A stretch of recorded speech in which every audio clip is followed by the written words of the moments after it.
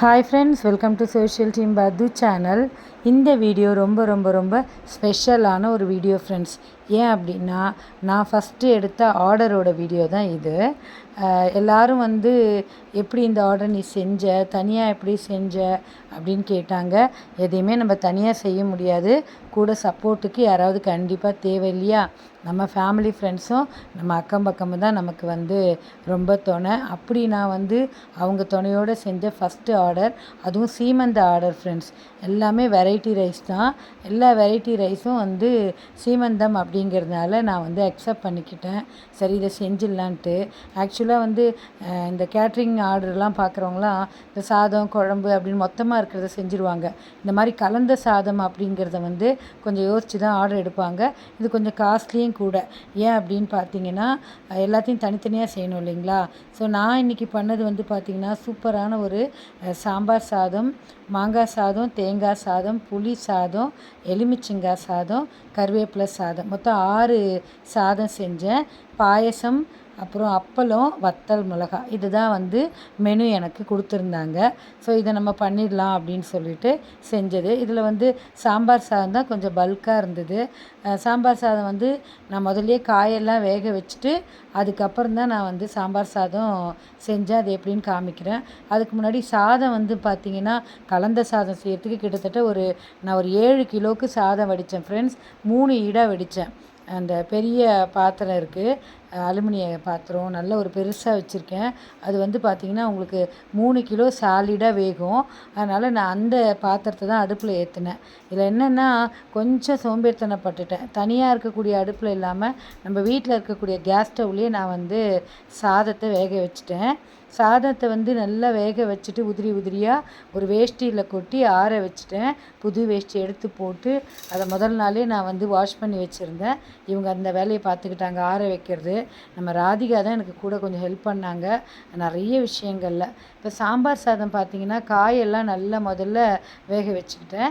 அதில் உப்பு, மஞ்சள் பொடி, சாம்பார் பொடி போட்டு நல்லா தண்ணி நிறைய விட்டு காய் வேகட்டும் அப்படின்னு விட்டுட்டேன்.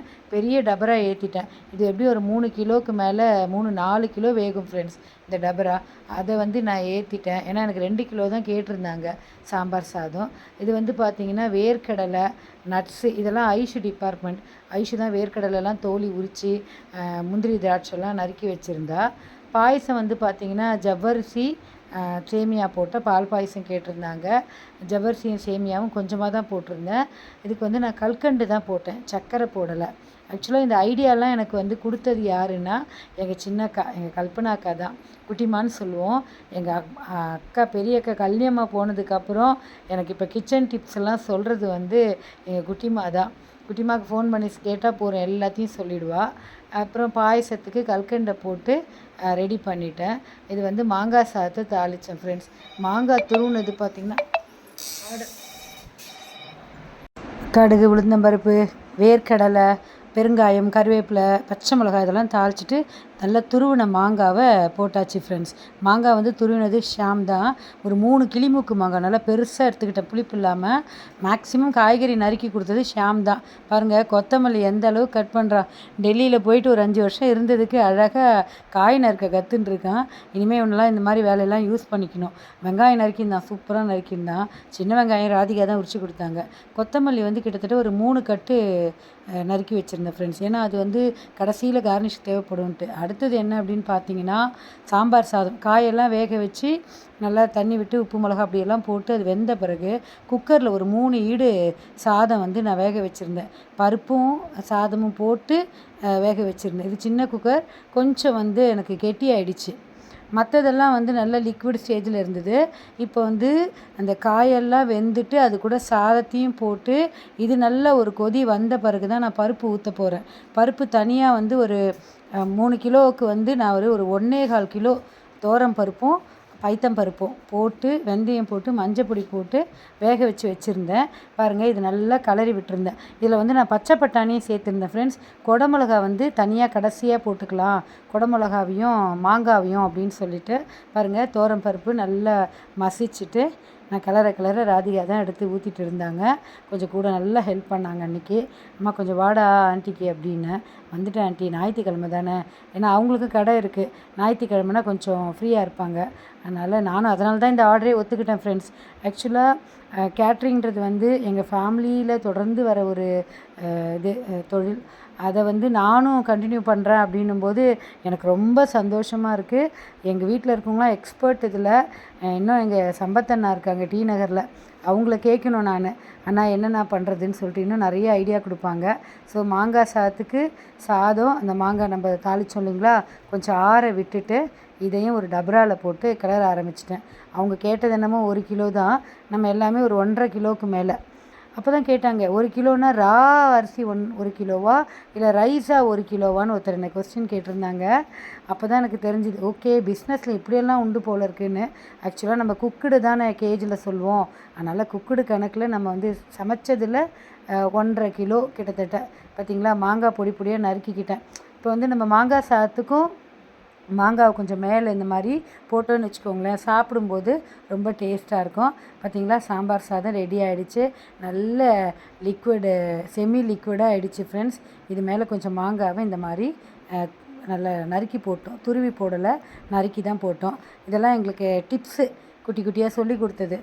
மாங்காய் முதல்ல காயோடு போட்டிங்கன்னா மாங்காய் சேவை தான் வந்து டாமினேட் பண்ணிவிடும். அதனால் இறக்கிட்டு மாங்காவை கொஞ்சம் போடுங்க, அது கூட சீமந்த சாப்பாடு அப்படிங்கிறதுனால. சூப்பரான சாம்பார் சாதம் ரெடி. இன்ஸ்டா பேஜில் வந்து எங்கள் ஷாம் போட்டிருப்பான், இது அப்படியே அவனோட இன்ஸ்டா பேஜில். நம்ம சோஷியல் டீம் பத்து சேனல்லையும் நான் இப்போ தான் இந்த ஷார்ட்ஸ் போட்டேன். ஆக்சுவலாக இது வந்து போன சண்டே பண்ணது இந்த ஆர்டரு. நமக்கு வந்து டைம் இல்லை அதை எடிட் பண்ணுறதுக்கு. ஸோ இன்றைக்கி தான் அதுக்கு டைம் கிடச்சிது. ஸோ எடிட் பண்ணிகிட்ருக்கேன். இதை கூட நான் வந்து பத்தூஸ் கிச்சன் ஆர்டர் போயிட்டுருக்கு, நடுவில் தான் நான் இதை எடிட் பண்ணுறேன். இது வந்து லெமன் சாதம், பாயசம். நல்லா அந்த ஜவ்வரிசியும் சேமியாவும் வெந்துருச்சு ஃப்ரெண்ட்ஸ். ஆறின பால் அதில் எடுத்து ஊற்றிட்டேன்.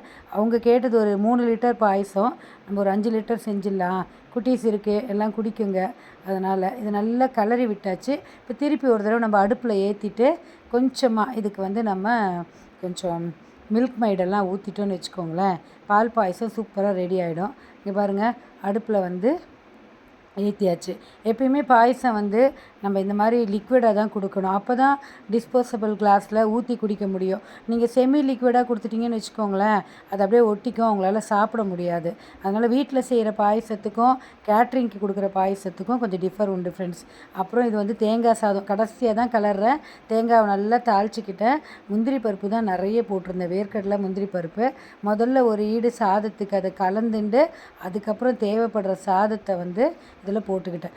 ஆக்சுவலாக கலந்த சாதத்தில் சாதம் தான் ஃப்ரெண்ட்ஸ், எவ்வளோக்கு எவ்வளோ உதிரியாக வடிக்கிறோமோ அவ்வளோக்கு அவ்வளோ சாதம் வந்து நல்லாயிருக்கும். ஆனால் அதே நேரத்தில் சாதம் வெந்து இருக்கணும்.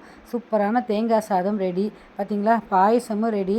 இதில் வந்து இன்னும் கொஞ்சம் முந்திரி, திராட்சை, நட்ஸ் எல்லாமே கொஞ்சம் தாளித்து கடைசியாக கொட்டினேன். பாருங்கள், இந்த பருப்புலாம் இருக்கு இல்லைங்களா, வெள்ளரி விதைலாம், இதெல்லாம் போட்டேன். காஞ்ச திராட்சை எல்லாத்தையும் தாளித்து கொட்டி கலந்த உடனே வீடே மணந்தது ஃப்ரெண்ட்ஸ். எப்பயுமே பாயசத்தில் வந்து இதெல்லாம் தாளித்து கொட்டி இறக்கி முடித்த பிறகு ஏலக்காய் வந்து நம்ம போடணும். இதான் இதில் டிப்ஸு. ஸோ மறக்காமல் சோஷியல் டீம் பத்து சேனலுடைய எல்லா வீடியோவும் பாருங்கள், ஃபுல்லாக பாருங்கள். எனக்கு வாட்ச் ஹவர்ஸ் இன்க்ரீஸ் பண்ண ஹெல்ப் பண்ணுங்கள். ஆக்சுவலாக இன்னொரு மொபைல் வாங்கி நான் செய்கிறதெல்லாம் கேமராவில் எடுக்கணும்னு பார்க்குறேன், என்னால் முடியலை. ஏன்னா இருக்கிற இந்த ஒரு மொபைலில் தான் நான் வந்து இதுக்கும் ஜொமேட்டோக்கும் நம்ம போட்டிருக்கோமா, ஸோ அதனால் ஆர்டர் வருன்றதுனால வீடியோ எடுக்க முடியல. ஸோ எல்லாத்தையும் தூக்கில் போட்டாச்சு, அதாவது தூக்கில் போட்டு பேக் பண்ணியாச்சு. இது எல்லாமே நம்ம வீட்டில் யூஸ் பண்ணுற தூக்குங்க தான். பத்தூஸ் கிச்சனுக்காக நான் இன்னும் எந்த ஒரு பொருளும் வாங்கலை. வீட்டில் நம்ம என்னெல்லாம் வச்சுருக்கோமோ அதைத்தான் வச்சு நான் இந்த ஆர்டர் பண்ணேன். ஒவ்வொரு இதுலேயும் டப்பாலேயும் ஷாம் வந்து பத்தூஸ் கிச்சன்னு எழுதினா. இதில் இன்னொரு ஐடியா பாருங்கள், மூடியிலையும் எழுதுடா பிகே அப்படின்னு சொல்லிட்டு மூடியில் எழுதினாங்க பிகே பத்தூஸ் கிச்சன் அப்படின்னு. இப்போ வந்து கருவேப்பிலை சாதம் ஃப்ரெண்ட்ஸ், இது எல்லாத்துலேயும் ஃபைனல் டச்சிங். கொஞ்சம் கடலைப்பருப்பு, உளுந்தம்பருப்பு, வேர்க்கடலை, முந்திரி பருப்பு, கருவேப்பிலை, பெருங்காயம் எல்லாத்தையும் நல்லெண்ணெய், கிட்டத்தட்ட ஒரு 1/4 கிலோவுக்கு மேலே நல்லெண்ணெயை கடாயில் ஊற்றி இந்த பருப்பு வகையெல்லாம் தாளிச்சிட்டு அந்த கடாயோடு அப்படியே கொண்டு வந்து எல்லா சாதத்துலேயும் ஒரு 1.5 கரண்டி அப்படியே குழம்பு கரண்டியால் இந்த மாதிரி ஊற்றியாச்சு ஃப்ரெண்ட்ஸ். இதுதான் வந்து ஃபைனலாக நம்ம வந்து எப்பயுமே கேட்ரிங்லாம் கொடுக்கும்போது மேலே இந்த மாதிரி போட்டு கொடுத்தோன்னு வச்சுக்கோங்களேன், அதை திறக்கும் போதே அவங்களுக்கு சாப்பிட்ற ஆசை வரணும். மூடியை திறக்கும் போது இப்போ கலக்கக்கூடாது, நம்ம இந்த மாதிரி தாளித்து கொட்டியாச்சு. புளி சாதம் மட்டும் எங்கள் வீட்டில் கொஞ்சம் கூட பசங்க வந்து எடுத்து வைக்கிறதுக்கு பண்ணலை. இது எல்லாமே ஆர்டர் அப்படின்றதுனால புளி சாதம் மட்டும் 2 கிலோ கிட்டத்தட்ட அப்படியே கொடுத்துட்டேன். கொத்தமல்லியை நல்லா அலசி வச்சுருந்தோம், எல்லாத்துலேயும் கொஞ்சம் கொஞ்சம் இந்த மாதிரி தூவி விட்டாச்சு ஃப்ரெண்ட்ஸ். எப்படி இருக்குது பாருங்கள் பார்க்குறதுக்கே. இது வந்து மாங்காய் சாதம், லெமன் சாதம், அப்புறம் புளி சாதம், தேங்காய் சாதம். பார்த்திங்களா வெள்ளை வெள்ளையேன்னு இருக்குது. தேங்காய் சாதத்தில் அந்த கொத்தமல்லி அப்படி தூவின உடனே பார்க்கவே எப்படி இருக்குது பாருங்கள். மாங்காய் சாதத்தில் மேலே கொஞ்சம் மாங்காய் போடுறேன் பாருங்கள். இந்த மாதிரி டப்பாவில் போட்டுட்டு டப்பாவை மூடி நம்ம டெலிவரி கொடுத்துட்ட பிறகு அவங்க ஆசையாக அந்த டப்பாவை திறக்கும்போது எவ்வளோ ஆசையாக திருப்தியாக இருக்கும் தெரியுமா? அப்போ தான் நம்மளுடைய சமையல் மேலேயும் நம்ம கேட்ரிங் மேலேயும் அவங்களுக்கு ஒரு நம்பிக்கை வரும். அடுத்த தடவை அவங்க ஆர்டர் பண்ணணும் அப்படின்ற ஒரு ஆசையும் வரும். சூப்பராக நான் இந்த ஆர்டரை வந்து கம்ப்ளீட் பண்ணிட்டேன் ஃப்ரெண்ட்ஸ். இன்னும் 2 ஐட்டம் பாக்கி இருக்குது. அந்த 2 ஐட்டம் என்ன அப்படின்னு பார்த்தீங்கன்னா ஊறுகாய் மிளகாவும் அப்பளமும் ஃப்ரெண்ட்ஸ். ஊறுகாய் மிளகா வந்து அவங்க பர்டிகுலராக கேட்டிருந்தாங்க. ஆனால் தயிர் சாதம் ஆர்டர் வரல எனக்கு. சரி ஓகே, நமக்கு என்ன, நம்ம என்ன கேட்டாங்களோ அதை கொடுத்துலான்னு.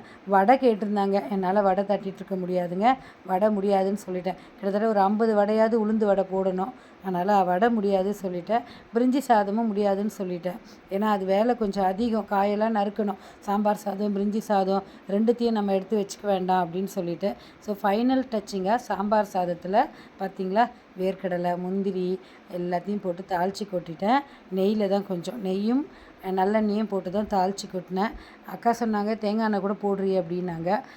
குட்டிமாக்கா நான் போடலை, ஏன்னா சில பேருக்கு அது பிடிக்கும், சில பேருக்கு பிடிக்காது.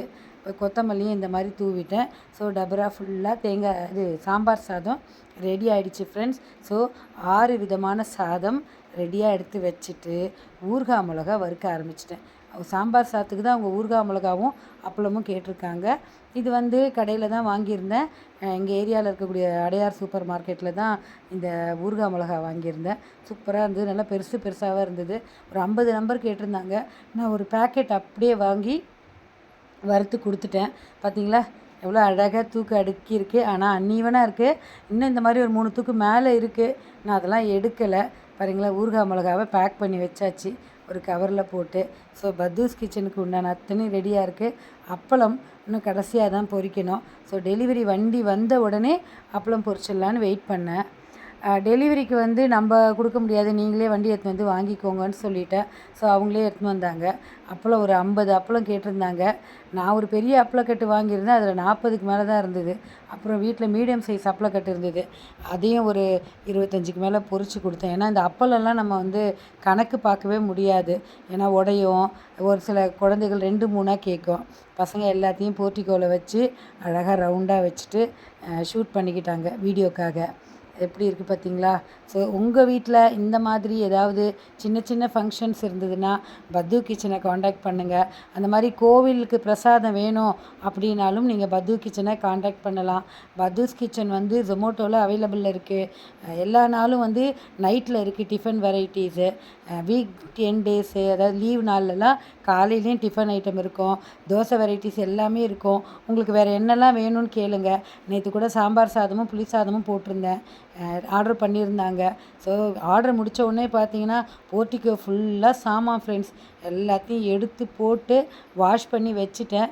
டெலிவரி போயிட்டு வந்த சாமான் வாஷ் பண்ணி வந்தால் சந்தோஷம், அப்படி இல்லைனா அதையும் நம்ம வாஷ் பண்ணணும். ஸோ சண்டே எனக்கு இப்படி தான் முடிஞ்சுது.